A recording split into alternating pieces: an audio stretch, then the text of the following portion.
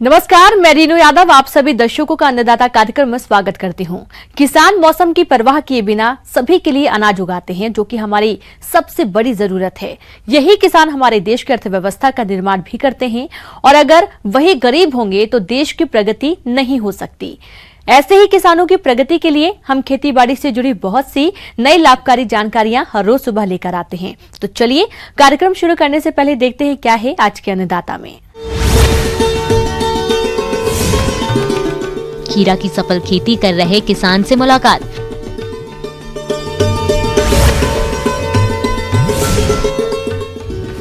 बेर की बागवानी करना है लाभकारी।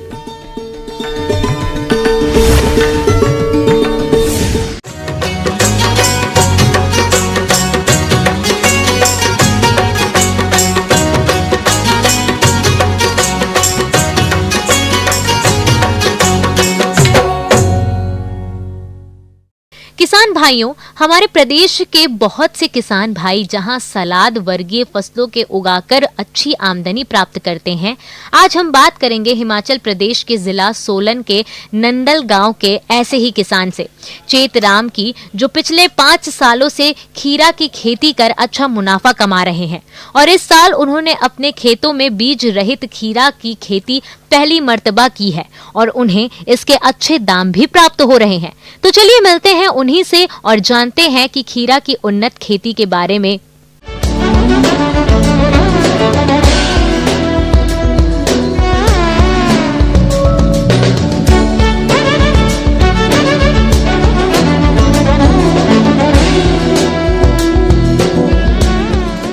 मैं जो ये खीरा की खेती काफ़ी समय से कर रहा हूँ, 4-5 साल मुझे करते हो गए हैं। सीडलेस बीज है जो कि मार्केट में बहुत अच्छा बिकता है, इसलिए मैंने फर्स्ट टाइम लगाया है।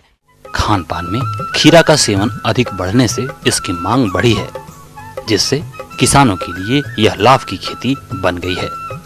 इसकी खेती फरवरी से लेकर अगस्त माह तक खुले खेत में किसान कर रहे हैं। बहुत से किसान इसे पॉली हाउस में भी वर्ष भर उगा रहे हैं। इन किसान भाई ने खुले खेत में आधे बीघा यानी 10 बिस्वा में खीरा उगाया है, जिससे इन्हें अच्छी उपज मिल रही है। लगाने से पहले मैंने खेत को अच्छी तरह जोत लिया था, जो कि मैंने ट्रैक्टर से बुआई की थी। के बाद हमने इसमें लाइनें दी, उसका डिस्टेंस 2.5 से 3 के बीच रखा और उसके बाद बीज को उसमें डाल दिया। बीज डालने के बाद हमने उसमें गोबर की खाद डाली, फिर उसमें एक टाइम सिंचाई की और उसके बाद हमने प्रतिदिन एक समय उसकी सिंचाई करते रहे। सिंचाई हमने टैंक से की, जो पाइप द्वारा लाया गया। सिंचाई के लिए हमने एक टैंक बनाया है, उससे पाइप द्वारा हम सिंचाई करते हैं। जब हमारा पौधा 10 दिन का हुआ था तब मैंने उसमें 12 बत्ती डाली थी, फिर हम उसकी डेली सिंचाई करते थे और उसके 20-25 दिन के बाद मैंने इसकी गुड़ाई करनी स्टार्ट कर दी थी। फिर गुड़ाई करते समय इसमें यूरिया का बहुत कम मात्रा में प्रयोग किया। फसल जब 10 दिन की हो गई तब इन्होंने NPK उर्वरक 12-32-16 की 5 किलोग्राम मात्रा आधा बीघा में प्रयोग किया और जब फसल 25 दिन की हो गई तब यूरिया की 3 किलोग्राम मात्रा का आधे बीघा में प्रयोग किया। उसके बाद मिट्टी चढ़ाई। जब ये पौधा 25 दिन का हुआ उसके बाद मैंने इसमें मिट्टी चढ़ानी स्टार्ट कर दी थी और उसके बाद पौधा ऊपर जाए इसके लिए पोल का इस्तेमाल किया और उसके साथ सेबा लगाना स्टार्ट कर दिया। फिर इसके बीच बीच में झंबे भी लगाए ताकि मेरा पौधा अच्छी तरह से ग्रोथ कर पाए और अच्छा फल दे। जब मेरे पौधे आधे तक हो गए थे तो मैंने उसमें परफेक्स दवाई का छिड़काव करना स्टार्ट कर दिया, जो मैं एक 10 लीटर पंप में सिर्फ 10 मिलीग्राम डालता था। उसके बाद उसका छिड़काव 5 या 6 दिन के बीच करता हूँ। ये खीरा मैंने 23 मई को लगाया था, जो कि अब तुड़ाई के लिए तैयार है। मैंने भी मार्केट में 10 क्रेटें भेजी है और एक रेट का रेट 500 या 600 के बीच में आया है। और अभी हमारे पास इसमें काफ़ी सारे खीरे मौजूद है। कम से कम इसमें लास्ट तक 60 से 70 के बीच क्रेटे हम निकाल सकता हूँ। अगर इस साल हमें यही रेट मिलता है तो हम 35 से 40 हज़ार रुपया कमा सकते हैं। खर्चा काट कर मतलब 30 हज़ार रुपया हमें प्रॉफिट हो जाएगा। किसान भाइयों, अभी तक आपने खेती से जुड़ी कुछ उपयोगी जानकारियां देखी हैं। अब लेते हैं एक छोटा सा ब्रेक, जल्द ही लौटेंगे। कार्यक्रम में आगे भी खेती बाड़ी से जुड़ी बहुत सी महत्वपूर्ण जानकारियां, तो बने रहिए हमारे साथ। ब्रेक के बाद एक बार फिर से आप सभी दर्शकों का अन्नदाता में स्वागत है। अब रुक करते हैं अगली कड़ी की ओर।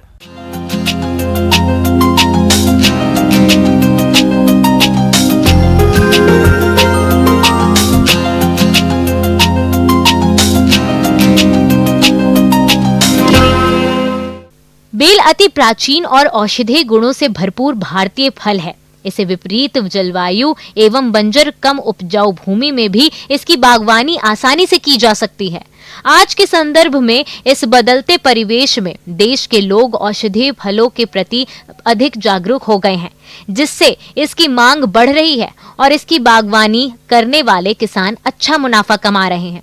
इसी लाभ को देखते हुए किसान बेल की सफल बागवानी करना चाहते हैं। वे कौन कौन से पहलुओं पर ध्यान दें, इस बारे में बता रहे हैं डॉक्टर LP यादव।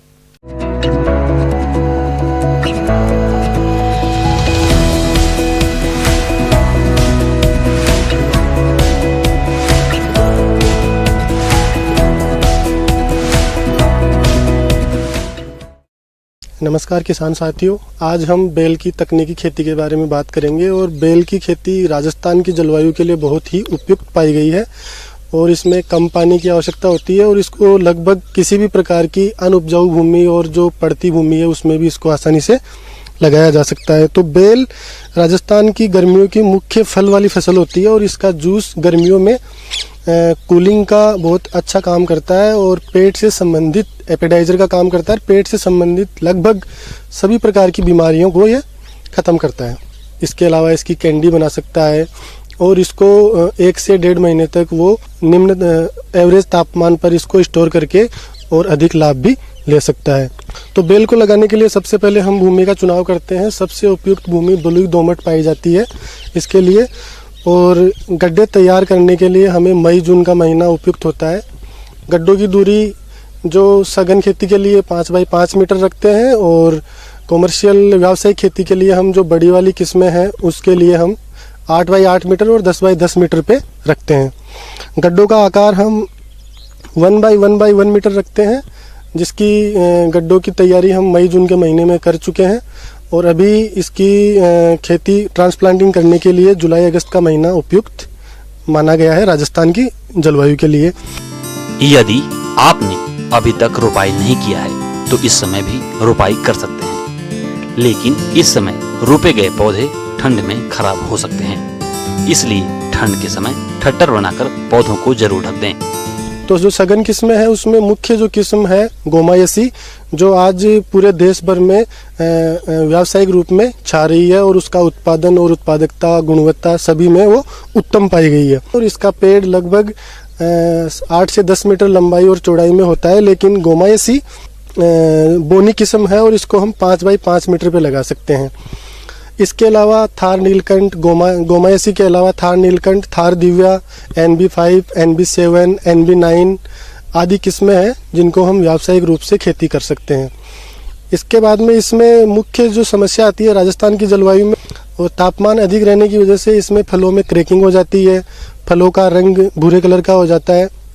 तो उससे बचने के लिए हम सघन पत्ती वाली किस्म का चुनाव करना चाहिए, जिसमें NB5, NB9 और गोमायसी मुख्य किस्में हैं। इन किस्मों को हम केंद्रीय बागवानी परीक्षण केंद्र गोधरा से इनके पौधे हम ले सकते हैं और इसकी खेती हम कर सकते हैं।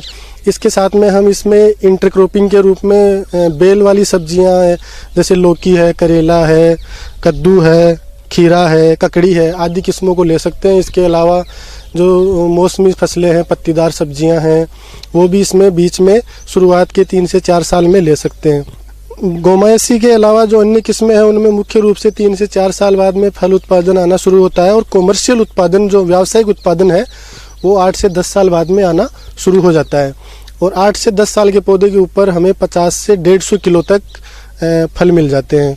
क्योंकि आज के टाइम पे छोटे परिवार ज़्यादा होने लग गए हैं तो छोटे फल वाली किस्मों का चयन किसान को करना चाहिए जिससे मार्केट में आसानी से बिक जाए।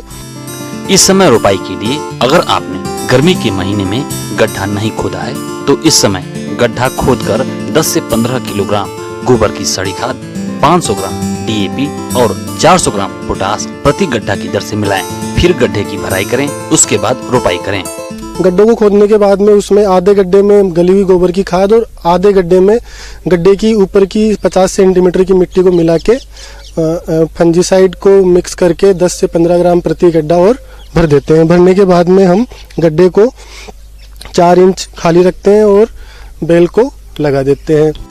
रोपाई करने के बाद पौधों में हल्की सिंचाई करें और पौधों को किसी डंडे का सहारा अवश्य दें जिससे पौधे आसानी से पकड़ लें और ठीक से विकास कर सकें। तो किसान भाइयों से निवेदन है कि जिन किसान भाइयों के पास में पड़ती भूमि है, पानी की व्यवस्था नहीं है, जिनको देख रेख करने के लिए आदमी नहीं मिलते हैं, वो किसान भाई बेल की खेती कर सकते हैं और अधिक मुनाफा कमा सकते हैं। धन्यवाद। आगे और भी खेती बाड़ी से जुड़ी बहुत सी रोचक जानकारियां यहाँ पर रुकेंगे एक और छोटे से ब्रेक के लिए, जल्द हाजिर होता है। एक बार फिर से आप सभी दर्शकों का अन्नदाता कार्यक्रम में स्वागत है। बढ़ते हैं अगली प्रस्तुति की ओर।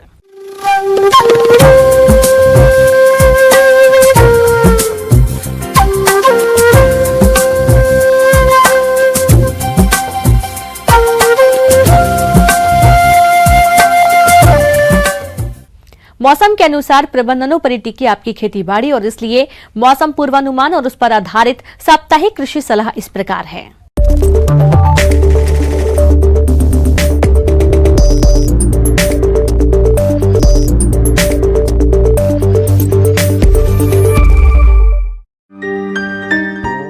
मौसम पूर्वानुमान रिपोर्ट के आधार पर इन क्षेत्रों में 6 जुलाई तक शुष्क मौसम तथा बारिश नहीं होने के आसार हैं। आगामी दिनों में गर्म पश्चिमी हवाओं का दौर जारी रहने तथा 4 जुलाई तक तापमान में थोड़ी कमी के बाद पुनः बढ़ोतरी के आसार हैं। रात में तापमान और नमी बढ़ने से उमस का एहसास होगा। आंशिक रूप से बादल छाए रहने की संभावना है।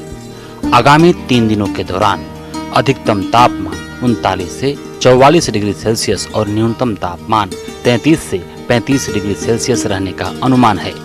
सापेक्षिक आर्द्रता 16 से 46% हो सकती है। हवा की औसत गति 18 से 28 किलोमीटर प्रति घंटे हो सकती है। ऐसे में इन क्षेत्रों के किसान भाइयों को सलाह दी जाती है कि कपास की फसल में निराई गुड़ाई कसाई ट्रैक्टर की सहायता से अवश्य करें। बीमारी से सूखे हुए पौधों को उखाड़ दें ताकि बीमारी को आगे बढ़ने से रोका जा सके।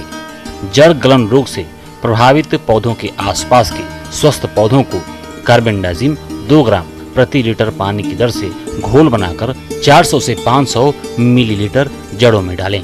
थ्रिप्स के प्रकोप के लिए फसल की लगातार निगरानी करते रहें। बिजाई से 60 दिन तक जहां तक संभव हो कीटनाशकों के छिड़काव से बचें। आवश्यक होने पर नीम या मेलाथियान रसायन का छिड़काव करें। ग्वार में जड़ गलन और तना गलन के नियंत्रण के लिए बीज को बिजाई से पहले कार्बेंडाजिम 2 ग्राम प्रति किलोग्राम बीज की दर से उपचारित करें। बुआई से पहले 25 क्विंटल गोबर की खाद, 5 किलोग्राम यूरिया, 20 किलोग्राम DAP प्रति बीघा में प्रयोग करें। पौधे से पौधे की दूरी 45 सेंटीमीटर रखें। खरपतवार नियंत्रण के लिए ग्वार की बुआई के 1 से 2 दिन की अवधि में पेंडिमेथिलिन 30 EC की 625 मिलीलीटर मात्रा प्रति बीघा के हिसाब से 100 लीटर पानी में घोलकर छिड़काव करें।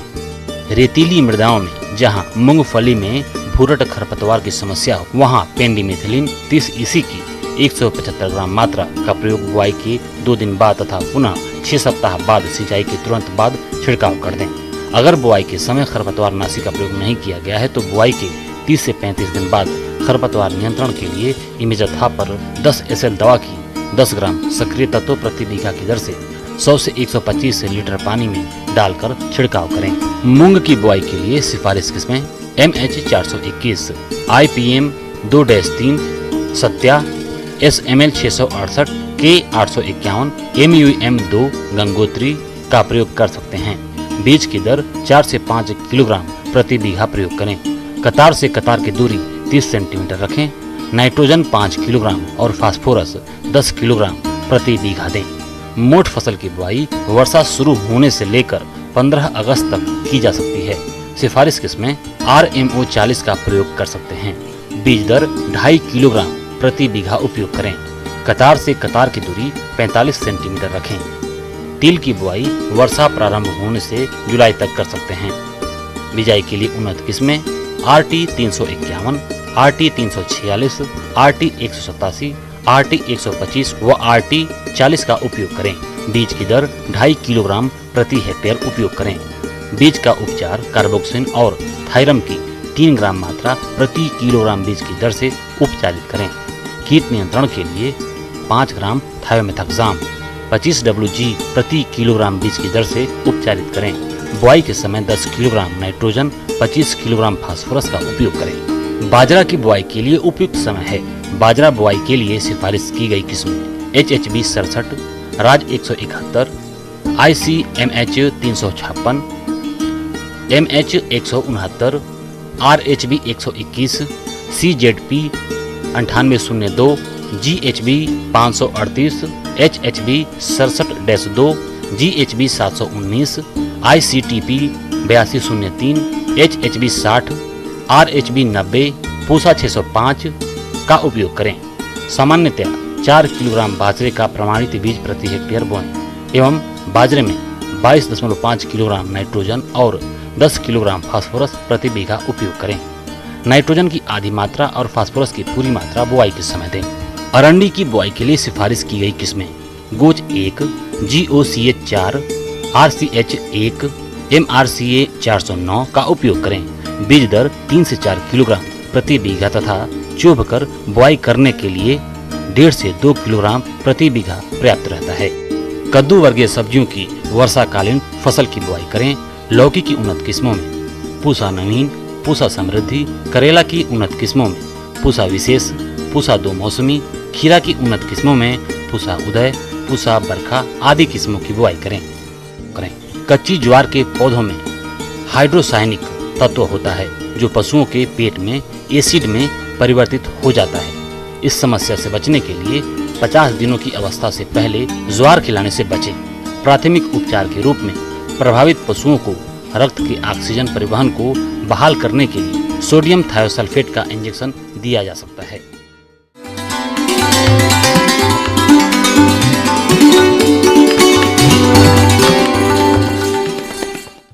अन्नदाता हेल्पलाइन निशुल्क फोन संपर्क सेवा के माध्यम से आपके द्वारा पूछे गए प्रश्नों में से 1 या 2 महत्वपूर्ण प्रश्नों को हम अपने कार्यक्रम में शामिल करते हैं और इसी के तहत आज का चयनित प्रश्न और उसका जवाब इस प्रकार है। आज की अन्नदाता हेल्पलाइन में हमने जिस प्रश्न को शामिल किया है उसे पूछा है गांव नानकपुर, जिला बूंदी के रोहित शर्मा ने। आपने शेड नेट हाउस में खेती के बारे में जानकारी चाहिए है, तो इसके लिए देखिए कार्यक्रम का यह अंश। किसान भाइयों, शेड नेट एक ढांचा है जिसमें हम लोग एग्रोनेट सामग्री से हम लोग इसको तैयार कर सकते हैं। ये नेट होता है और इसमें जो सूर्य की रोशनी होती है इसमें कटौती कर करके मतलब हम लोग इसमें अपना फसल को ग्रो कर सकते हैं। आजकल किसानों के बीच खेती करने की नई नई तकनीक लोकप्रिय होती जा रही है, क्योंकि कुछ नई तकनीक से किसान अपने अनुसार खेती कर सकता है, जिससे उन्हें फसलों से काफी अच्छा मुनाफा भी मिलता है। जैसा कि हम सभी जानते हैं कि हमेशा किसानों ने मौसम की मार झेली है। हर साल किसी न किसी प्राकृतिक आपदा से फसल बर्बाद हो जाती है। ऐसे में किसानों के लिए शेडनेट हाउस में खेती करने का विकल्प बहुत अच्छा है। इससे किसान अपनी फसल को मौसम और प्राकृतिक आपदा से बचा सकते हैं और अधिक लाभ कमा सकते हैं। शेड नेट मेनली हम लोग जो लगाते हैं इसमें हम लोग ऑफ सीजन में सब्जी हुआ चाहे हमारा मसाला का खेती हुआ, जड़ी बूटी का हुआ, सुगंधित जो भी हमारे पास पौधे होते हैं उसका हम लोग इसमें आसानी से खेती कर सकते हैं। इसमें हम लोग जो नर्सरी हम लोग तैयार करते हैं, सब्जी का नर्सरी हुआ, चाहे हमारे फलदार जो भी हम नर्सरी तैयार कर सकते हैं, इसमें बहुत आसानी से हो सकता है। तो वो सब अगर हम लोग दिन के जब टेम्परेचर हमारा समर में और खरीफ में बहुत ज़्यादा बढ़ जाता है, उस समय हम लोग अगर शेड नेट में अगर हम लोग रखते हैं तो इसमें इसका मॉर्टेलिटी के चांसेस बहुत कम हो जाता है। तो इसीलिए शेड नेट किसान भाइयों के लिए बहुत ही फ़ायदेमंद है। साथ ही इसमें एक और फ़ायदे मिलते हैं कि शेड नेट में जो हम लोग अगर लगाते हैं फसल तो इसमें कीट की समस्या भी बहुत कम आती है और हम ऑफ सीजन में इसका यूटिलिटी जो ओपन फील्ड में हम लोग नहीं कर पाते हैं वो हम लोग शेड नेट से कर लेते हैं। शेड नेट हाउस बनाने के लिए आवश्यक सामग्री: नींव के खंभे, कड़ी और सिरे की फ्रेम, दरवाजे की फ्रेम, छल्ले, छत एवं साइड के कवर नेट, नींव की ग्राउंडिंग, रास्ते की फर्श, जंगरोधी उपचार आदि की आवश्यकता होती है। किसान भाइयों, ये हमको शेड नेट में हम लोग को जो हम लोग बनाएंगे उसका जो स्थल का जो चयन करते हैं, इस चीज़ को हमको ध्यान देना है। स्थल का चयन उन जगह पे करना है जहाँ पे आपका भवन, बड़े बड़े पेड़, वहाँ से हम लोग दूर बना के मतलब स्ट्रक्चर तैयार करेंगे। और अगर और वहाँ पे जल की निकासी अच्छा होना चाहिए। और साथ ही और अगर हम लोग देखेंगे कि बहुत तेज़ आंधी तूफान अगर आता है तो उस केस में हम लोग विंड ब्रेक्स लगाते हैं जो स्ट्रक्चर से ठीक 30 मीटर के दूरी पे हम लोग उसका मतलब लगाते हैं ताकि आंधी तूफान से, ओला से बचा सके। किसान भाइयों, इसमें जो प्राकृतिक आपदा से जैसे ओला वगैरह गिरता है, चाहे तेज बारिश होती है, तो उससे अगर फसल को हमको सुरक्षा मिल सकता है शेड नेट द्वारा। फिर हमारा इसमें आता है दिशा, हम लोग किस दिशा में बनाएंगे शेड नेट को। अगर ये हम लोग डिसाइड करते हैं हम कि कौन सा प्रकार का फसल ले रहे हैं। हर फसल को लाइट की ज़रूरत मतलब अलग अलग होती है। जिस फसल को लाइट की ज़्यादा ज़रूरत पड़ेगी उस केस में हम लोग नॉर्थ साउथ डायरेक्शन में हम लोग शेड नेट का स्ट्रक्चर बनाएंगे। अगर जिसमें लाइट की रोशनी कम चाहिए होती है तो उसके लिए हम लोग ईस्ट वेस्ट डायरेक्शन में हम लोग शेड नेट का स्ट्रक्चर बनाते हैं। उसके बाद हमारे इसमें बात आता है कि हम लोग इसको बनाएंगे किस चीज़ से। शेड नेट बनाने के लिए मेनली 2 चीज़ की ज़रूरत होती है। एक तो हमारा फ्रेम, दूसरा हमारा इसका जो नेट होता है वो। फ्रेम, किसान भाइयों, फ्रेम आप कोई भी चीज़ का यूज़ कर सकते हैं। फ्रेम आप मेटेलिक ट्यूबुलर स्ट्रक्चर भी आप ले सकते हैं, एल्युमिनियम का होता है, लोहा का होता है, उसका भी आप फ्रेम बना सकते हैं। फ्रेम मतलब उसका ढांचा जो आप तैयार करते हैं वो। इसमें आप बांस का या लकड़ी का भी इस्तेमाल कर सकते हैं। साथ ही दूसरा इसमें जो आता है सामग्री वो उसका नेट है। नेट, किसान भाइयों, नेट पे अगर चर्चा करते हैं तो ये एग्रो नेट है जो हरा रंग का आता है। ये विभिन्न रंगों पर आता है और इसका जो जालीदार जो ये होता है ये अलग अलग होता है। ये इसमें 25% से लेकर 90% तक लाइट, सूर्य की रोशनी की कटौती करने की क्षमता रहती है। तो वो भी हम लोग डिसाइड करेंगे कि कौन सा हम लोग फसल इसमें ग्रो कर रहे हैं। तो किसान भाइयों, ये हम लोग को इसका लायबिलिटी कितना दिन है। अगर हम शेड नेट तैयार करते हैं तो किसान भाई जानना चाहेंगे कि यह कितना दिन तक ये टिकाऊ है। तो शेड नेट अगर हम लोहे का या एल्युमिनियम का फ्रेमिंग अगर करते हैं तो किसान भाइयों उसको हम लोग को पेंटिंग कर लेना चाहिए समय के अंतराल पर। उससे क्या होता है, इसका फ्रेमिंग का आपका 20 से 25 साल तक लास्टिंग हो जाता है। ठीक वही अगर हम बांस का अगर हम लोग लगाते हैं या लकड़ी का लगाते हैं फ्रेमिंग तो वो 2 से 3 साल ही टिकाऊ होता है। और इसमें जो नेट हम लोग जो लगाते हैं, जो कवरिंग हम लोग इसको डालते हैं, ये कवरिंग के मतलब लायबिलिटी भी आपका 3 से 5 साल ही होता है। उसके बाद इसको हम लोग को चेंज करना पड़ता है। शेड नेट हाउस योजना में सब्सिडी। किसान भाइयों को शेड नेट में खेती करने या नर्सरी तैयार करने के लिए शासन द्वारा अनुदान दे है। इससे संबंधित और अधिक जानकारी के लिए किसान अपने नजदीकी कृषि विभाग में संपर्क करके इसका लाभ ले सकते हैं।